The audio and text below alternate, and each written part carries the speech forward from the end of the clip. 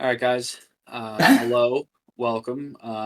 This is the depression portion of the channel.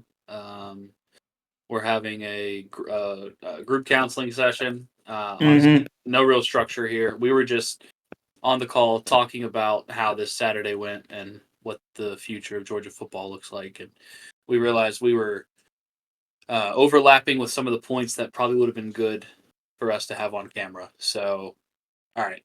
Thank you all for being here. If you're not already a subscriber, please do subscribe. We've got a lot of love in that department. Thank each and every single one of you. Um, but yes, so just got the call to action out of the way. This is three now. Welcome back, Noah, Brandon. Check. So check. All right, Yep. as we were, gentlemen. Yeah, I will say this was one of the weekends where I'm like, I need other hobbies. Yeah. I need like another healthy outlet in my life. Yeah. Because not a lot went right this weekend between Georgia and then the Falcons. Mm-hmm. So we Healthy outlet. yeah. Yeah, I need to pick up bird watching or like start building Legos again, something like that. Yeah. You know, Legos are expensive. Legos have gotten very expensive, but that's a topic for another day. But yeah. We're here to healthier hobbies might be something smart to invest in. Yeah, I will say, we were talking about this before we were recording. As a Georgia fan, I think, taking this loss a little better than I would have been maybe a few years ago before the national championships. I will say we have been pretty spoiled in the level of play, which is why this is kind of very disappointing, is, know how this team can play and the level they can play to. Yeah. Which is disappointing to see. But, the season's not over, luckily. With the first year of the 12-team playoff, that second loss is not the kiss of death like it used to be. Mm-hmm. So it's still all out in front of Georgia. You just got to go out there and beat Tennessee this weekend, which, albeit, is a tall task because Tennessee has played well. But however, you are the benefactor of playing at home in a night game. And I think we've talked about it in the past. It's going to be absolutely paramount that Sanford in its environment is the best it can be, I believe. Yeah, I mean, yeah, so. It's crazy that at least in the SEC, it's funny how similar this season has been to the 2007 season, where everybody's beating up on each other, man. I mean, yeah, there were no one-loss or undefeated teams in the SEC that year, and the 2-loss in conference play LSU Tigers ended up winning the national championship. So it's going to be interesting because, you're looking at the Oregons of the world pretty much, the only undefeated top 5 team. And it's like, yeah, they have one game on their schedule where obviously they've proven they can do it. But I don't know. I think you got to find the balance between being battle tested and being beat up. Yeah. And I think that's what's kind of set like in years past, especially last year, like the Pac-12. Like Washington came out of there alive, and they knew who they were because they had been in a lot of close games throughout the season. But I don't know.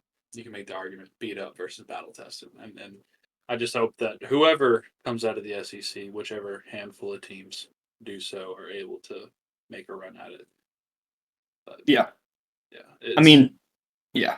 Realistically, how many teams could come out of the SEC? I haven't done the numbers on it. We're talking off the top of my head, like what, 4? At least potentially 5.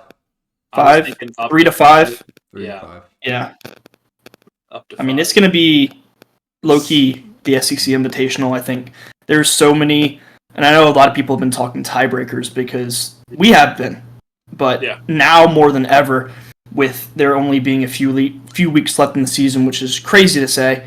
It feels like it just started yesterday, but we're nearing the end of the season, and there's a very real scenario where there's, I don't know how many teams in the SEC go 10-2, but there's like a 3 or 4 way tie. Yeah. 10-2 to make the SEC championship. there are 8 teams within a game of each other right now. Yeah. I mean, obviously, like the key matchups going into this week were Alabama LSU and Georgia Ole Miss, and the key matchups this week are Tennessee and Georgia, and then in a couple of weeks we got Texas A&M. So I think That one's huge. Yeah, that is huge because is Texas in the driver's seat right now, technically, or is it for the conference to make the conference championship? Yeah. Yes, with us losing, Texas currently controls their own destiny now. Yeah. And A&M's their only big one, but A&M is their only one. They have to go to Kyle Field, right? Yes, they are on the road at Arkansas. They host Kentucky, and then they head to Kyle Field. Mm. They don't get a bye either, which is tough. But I mean, they've already had their byes, so I mean, yeah. I'll be honest. Yeah. Go ahead. I was just gonna say, yeah. I mean, after Georgia, Tennessee has Vanderbilt in conference play, which is not a give me, but it's it's not going to Athens. It's going to Nashville, where teams go to die. Yeah. Yeah, I mean, nobody's safe in the SEC. I was just gonna say with A&M, low-key even going to Archie. Mm-hmm. Low-key a trap game, I think. Low-key. So you got to keep your head on straight if you want to do anything this year, because it's been a bloodbath, at least in the confines of the SEC. Yeah. So. I mean, there's a real possibility that Tennessee goes 10-2, Texas A&M goes 10-2, Texas goes 10-2, Georgia finishes 10-2, Ole Miss finishes 10-2, and Alabama finishes 10-2, and then Missouri could also finish 10-2. I think. Well, let me double check the schedule. Did you see what Drinkwitz just said? Yeah. During his presser, I think it was Sunday or after the game Saturday, he was like, "The playoff, yes, the playoff." Yeah, it was like after the game. I saw the clip. He was like on the field. Yeah, that's crazy. Oh my god, keep dreaming, baby. Twitter was like, "No, bro, not 3, you." 4, 5, 6. That's 7 teams. Jesus, 1, 2, 3, 4, 5, 6. There's a real possibility that 7 teams in the SEC do end up 10-2. And that would all of that takes is for Georgia to beat Tennessee and for Texas to beat Texas A&M. No, Texas A&M to beat Texas. That's it. That's 2 very real outcomes. Yes. So I don't know. Yeah, man. I mean, first year being divisionless, a lot of the time it works itself out. It's looking like it may not work itself out this year. Just the way it's been a weird year. I think there's, the big players not really in the SEC. You have Oregon, obviously, kind of on a war path. Mm-hmm. Their biggest game being Ohio State at home. So maybe not, like you were saying, Drew, battle tested, but, they get the benefit of probably a first round bye if everything holds together for them. Yeah. So it should. They should be able to put in their backup offensive line and win the rest of the game. Yeah, I'm just saying if they rematch Ohio State in the conference championship, they'll have to have their wits about them. It's hard to beat a team twice. It is. Especially at a neutral site. Washington did it last year, so who knows? Yeah, I mean, if it is a rematch, they would pretty much. I mean, relatively, they'd be in Ohio State's backyard compared to Oregon. So I don't know. It'd be interesting. And with Miami falling, there's a real possibility SMU could win the ACC. That's so cool. I love that. I'm so for that. We can keep recapping. I'd like to talk a little bit about the Miami game. Mm-hmm.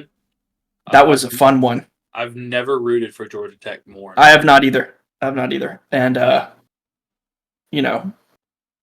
they're scrappy. I'll give it to them. They'll hang with you. And the way Miami was playing this whole season, something like this was bound to happen. I'm surprised it hadn't happened already. Just off the top of my head, the Cal game, the Virginia Tech game on the final play of the game. Yep. I'm sure there's more examples out there, but they've been Louisville. Yeah. Yep. They have been doing the bare minimum to win some of these games, and Georgia Tech was able to capitalize. Their defense played their asses off. Yes. They kept Cam Ward in check. He was, I think, at that point, being touted by a lot of people as the Heisman frontrunner. I don't know what those odds look like now. They're shuffling around between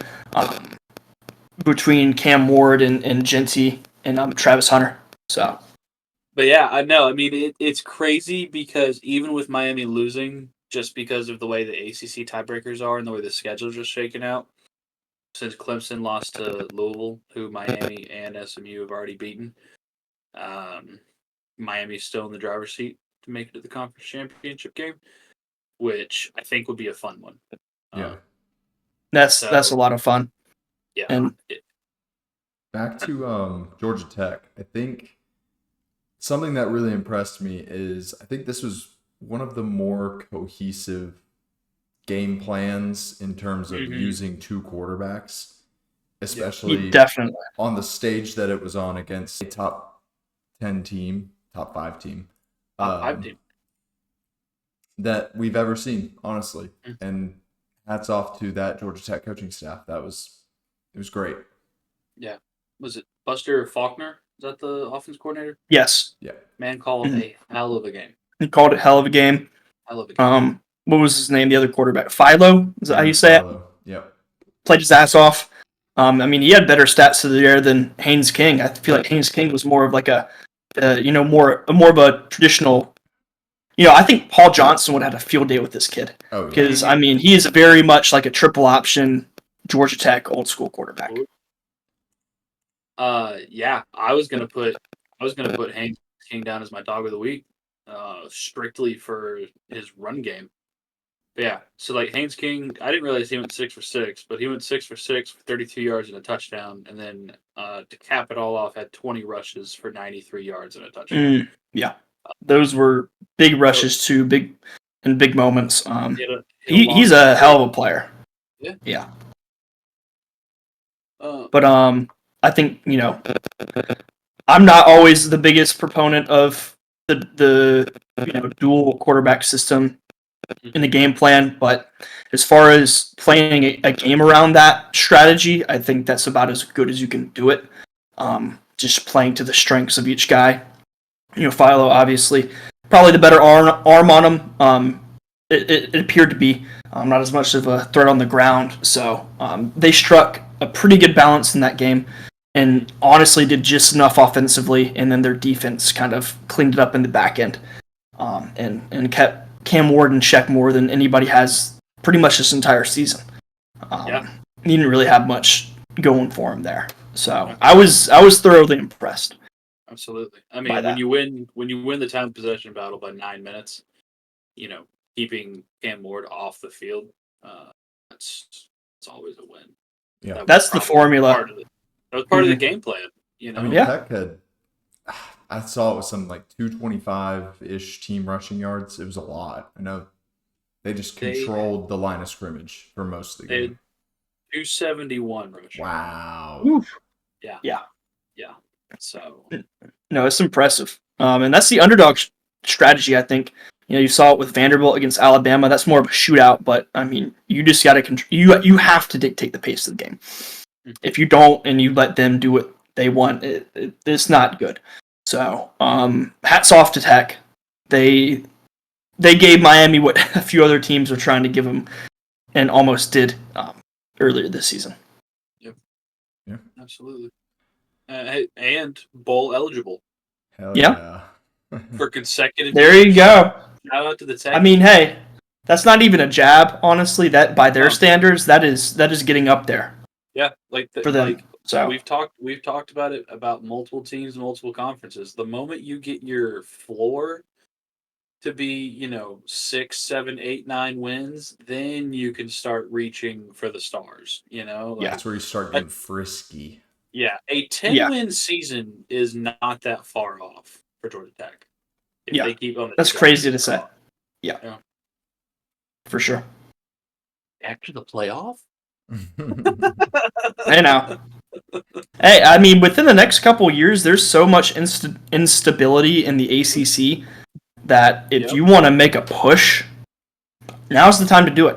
Because I was going to mention earlier, because last year we had kind of collectively, I feel like, called, Florida State's kind of this is their time. They're taking it back. This year, it's kind of the thought that, we might see a Clemson reemergence, and we were poised to see one, get off to a rocky start, lose to Georgia in Atlanta. That's that. And then they were on a war path and then just got, snubbed out by Louisville. So, and with SMU and Miami's remaining schedule, I don't really know if they have much of a shot. I mean, it's not in their hands. It's not out of the question, but they're going to need some help. I just don't think they have the strength of schedule to get there because, I mean, the two ranked opponents that they have played, I don't know if Louisville was ranked at the time they played, but the two best teams that they've played to this point have beat them. Mm-hmm. So, yeah. I mean, yeah.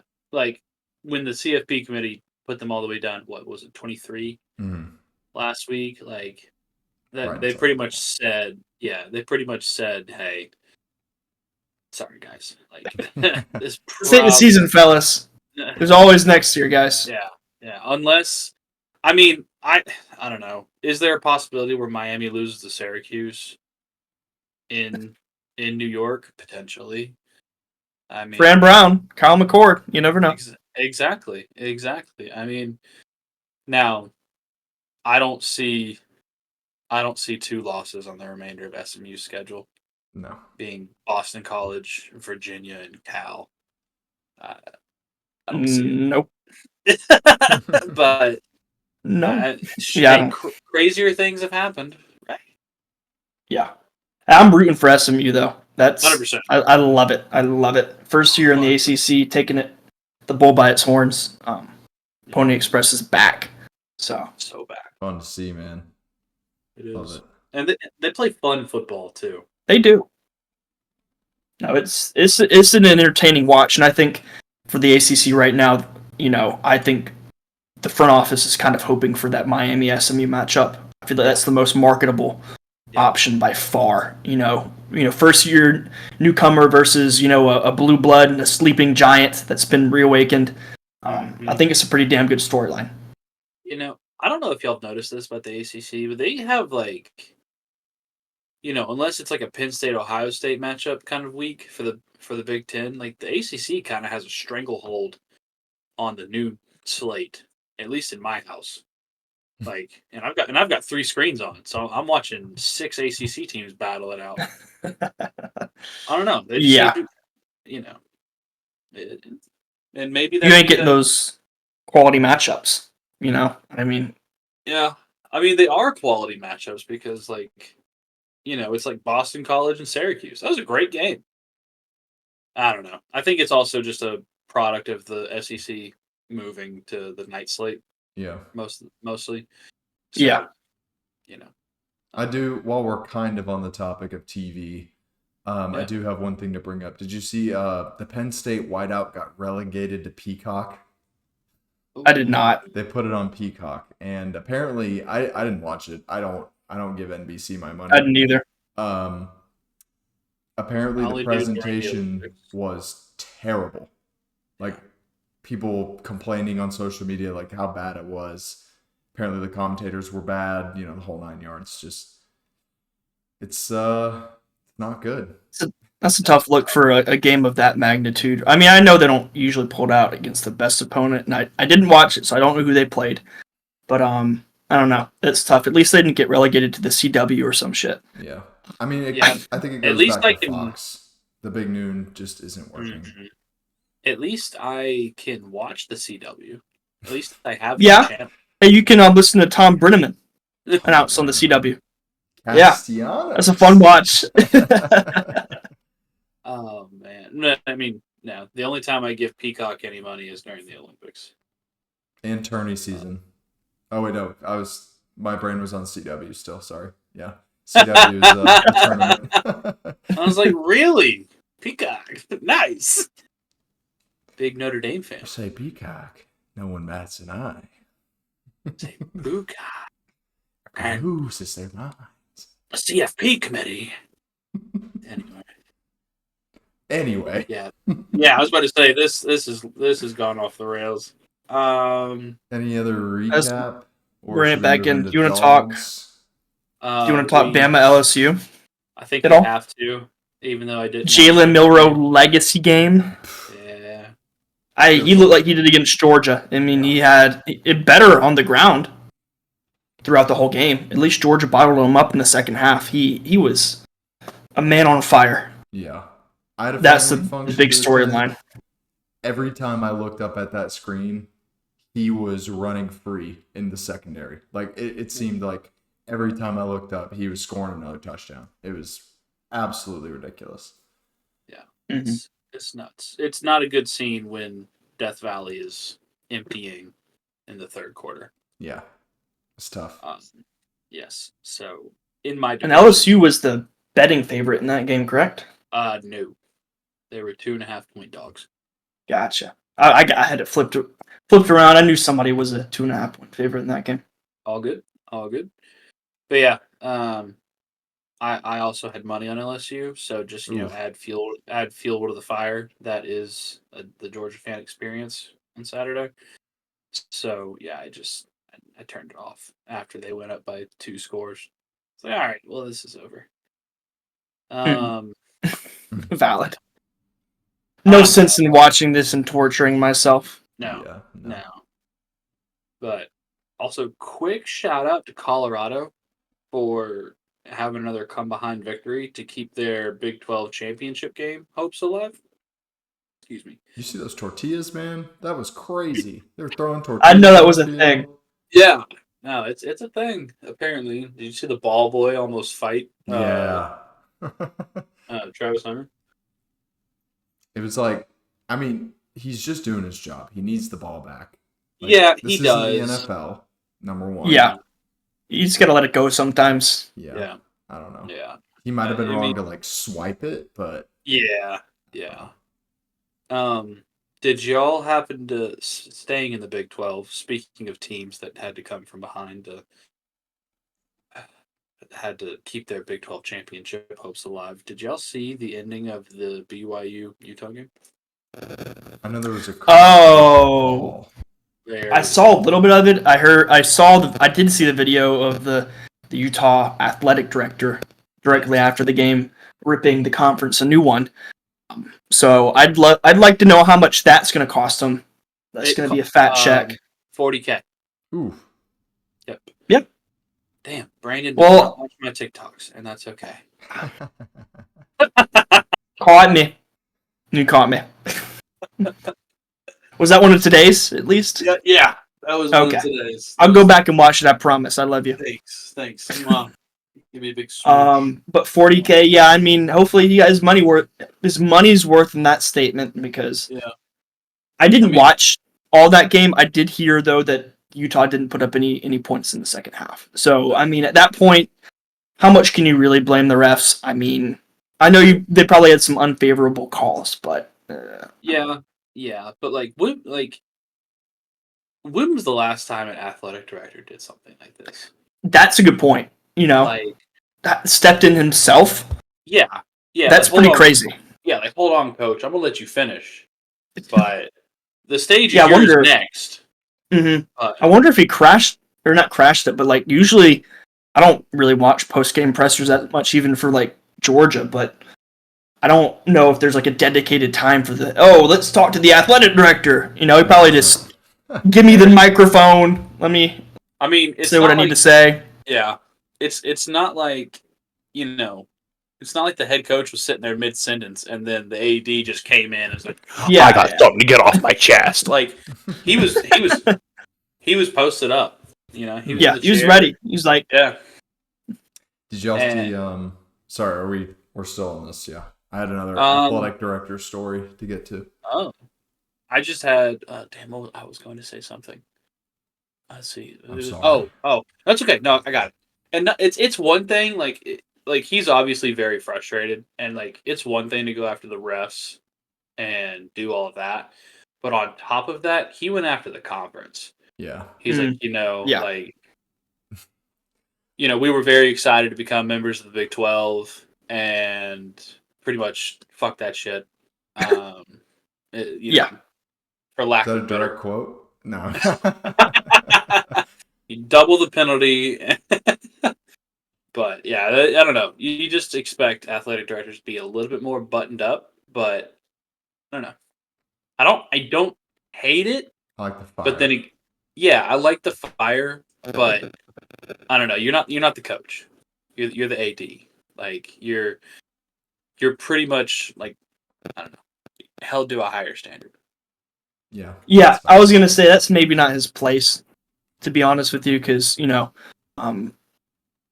coach speaking everything. I'm sure Kyle Whittingham is the Utah head coach, correct? Yep. I doubt he would have ever said anything like that publicly. To be honest with you, you know what to say, but I guess at the end of the day, if he knew going into that he was going to get fined, so if he can cut the check and say fine, then whatever. But I mean, I don't know how long their deal is with the Big 12. Obviously, not a great look to be openly trashing them after they, took you as the Pac-12 was disintegrating and you weren't left with Washington State and Oregon State. So, not to say that Utah's on the level of them. They're kind of a higher level, pretty historical program, but still, for the Big 12. They were a good get. They were a very good get. I mean, they were in the last few years of its existence. They were a big player in the Pac-12. Yeah, winning it a few times even. So right there behind the likes of Oregon and Washington, I guess, because they won the conference last year. But yeah, right there, USC even. Yeah. All right, Noah, you had an athletic director point you wanted to make. Yeah, I was just gonna say like the statement that Florida athletic director Scott, I believe it's Scott Strickland. I might be wrong about that. He put out basically a statement that says Billy Napier will return. He did not mention a timetable. I mean, he returned to his office, I'm sure, the day after that statement was released. I don't know if he's going to return for the 2025 season. That is remained to be seen, but I would assume it's for 2025.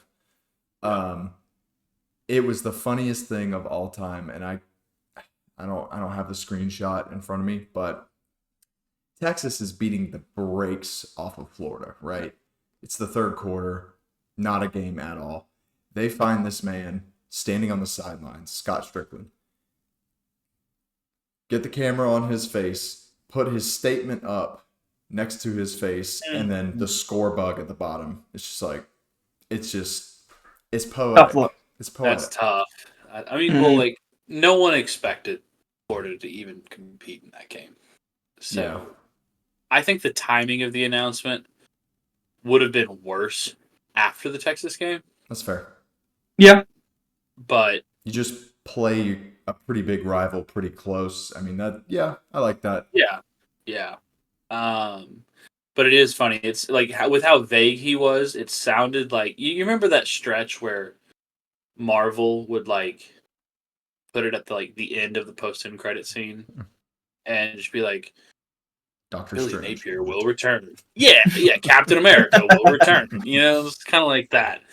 We're not going to tell you in what movie. We're not going to tell you in what TV show, but they will be back. He'll be back. That'd be funny if the AD got every week he just tweets out Billy Napier kept his job for another week. That'd be pretty entertaining. Yeah. But I don't know.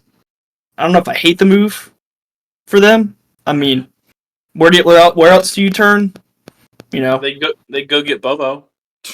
I'd be happy to let them have Bobo. Please and thank you. Yeah. I don't think you could cut a check large enough for Lane Kiffin right now. I know that's their main guy, but especially after this last weekend, they're not getting him away from Ole Miss. I could not see it. I mean, he would have, the only thing about Florida is he would have better resources at Florida, and hypothetically, he would be able to bring most of his top 30 guys with him if he wanted to. Mm-hmm. If they wanted to leave Ole Miss, they could do so via the transfer portal. But why? You're a god in Oxford, and the expectations at Ole Miss probably a 9-win season. 9-win season is acceptable at Ole Miss. A 9-win season is acceptable for now at Florida, but if you string together 2 or 3 9-win seasons, then it's all right. Yeah, that's the standard. Yeah. That's Let's the go new big standard. dog. Where's It's the Dan Mullen special. Yeah, where's 10, 11, 12, 13, 14? Like, all right, come on, let's get some hardware. Florida's one of those schools, Yeah. like the Bama, the Georgia, they're held to, like, they can do it. Yeah. It is possible for you to win, It's been and proven. win consistently there because it's been done. Mm-hmm. Yeah. Yeah. And I think, like, it's funny how, like, Florida is still holding themselves to that expectation. And, like, Auburn, right? Like, they did for a while, and now it's really They've not. conceded. But Yeah. It's tough. We can all agree the pedigree of Florida is much higher than the pedigree of Auburn. 100%. Correct? Okay. Yeah. All right. Absolutely. Just making sure. Tennessee, Florida. Pedigree, expectation. Florida. More recently, Florida. Yeah, honestly. I would agree. Okay. No, I With would Tebow and agree. that. I mean, they ran shit. Early 2000s. We're not that. I mean, it's been a while. We're not that far removed from it. Yeah. Like they can still see that in the rear view and be like, that's where we want to be. Yeah. So, in terms of Lane, if I'm him, I don't know if I want to. I have a longer leash at Ole Miss. He's raising that standard to maybe ascend to that eventually, and has kind of more realistic expectations. Yeah. Because like we were saying, you do that a couple years at Florida, that's your new expectation. You dip below that, you're in the danger zone. Yep. I mean, yeah, Lane's got a nice gig in Oxford. I mean, he's got a cute dog. He's got a girlfriend half his age. I mean, he's living life.